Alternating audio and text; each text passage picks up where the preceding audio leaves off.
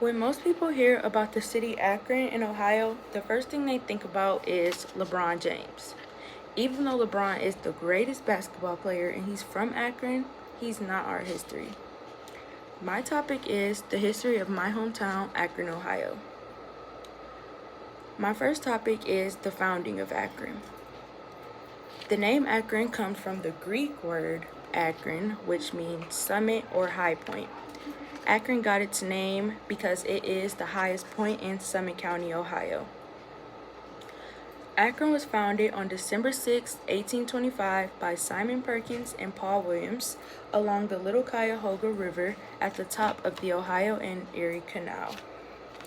This is Simon Perkins' mansion, and it is still up, and it's like 5 or so minutes away from where I live.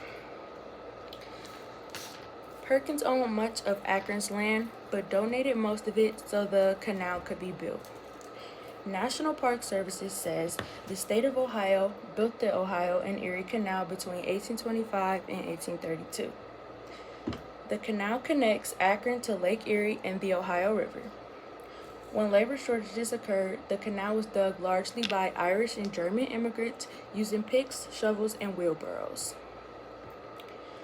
The canal was a 308-mile waterway that had multiple uses. It was used to transport goods and people throughout the country. It had a water route between East Coast and the Gulf of Mexico. The canal reduced the cost of shipping goods, which fueled economic development. And Frederick Douglass also used the canal as a part of the Underground Railroad to lead slaves to freedom.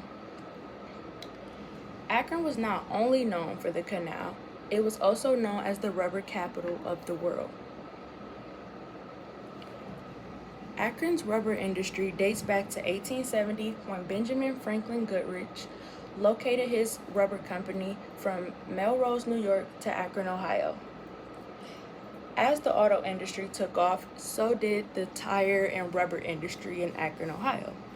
Akron had 6 rubber companies that were extremely popular and business was always booming, and they claimed the rubber capital for nearly a century. Akron's status as the rubber capital of the world began to decline in the 1980s through the 90s as the rubber industry declined as a whole. And 5 out of the 6 rubber companies that the city had moved their operations elsewhere. To conclude this speech, I'd like to say that there's a little more to Akron than just LeBron James. It's the home of one of the most important waterways in the United States and was the rubber city capital of the world for nearly 100 years.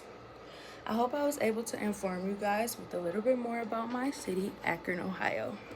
Thanks.